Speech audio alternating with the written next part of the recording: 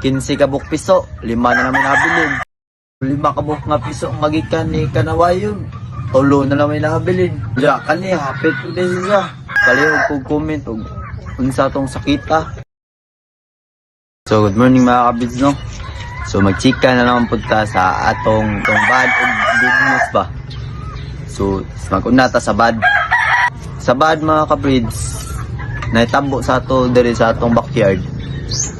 Nangamatay atong mga piso. Nganong nangamatay man? Ay tungod nangasakit mga kabids. Murag gisidlag sakit mga kabids ba nga. Karon buntag maluya. Mang-ok na di na mangaon. Nikaw niyang hapon mga matay. Sumining natingami unsa man sakita eh. Nga na po sa mga silingan mga kabids, murag pok daw mga kabids ba nga. But buo kay ba unsaon to pagtambal ba. Meaning mga kabids, pasagda naman mo unsa man ni among gi paningkamutan nga.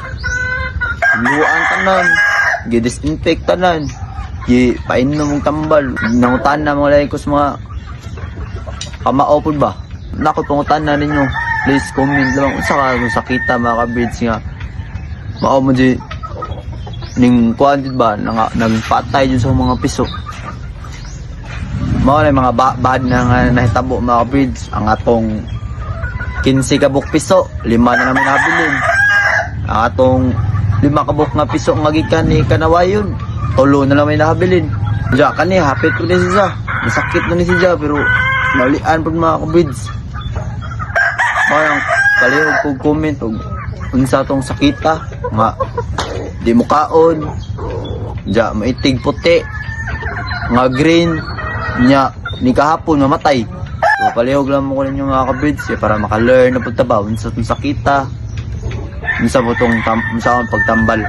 So sa atong good na sad mga kabids, napansin na ta sa Facebook mga kabids. So meaning magtuloy-tuloy na tag-vlog para puhon basta daghan na tag-followers, daghan na tang kuan. Kita na po mag-share og unsay naa na to.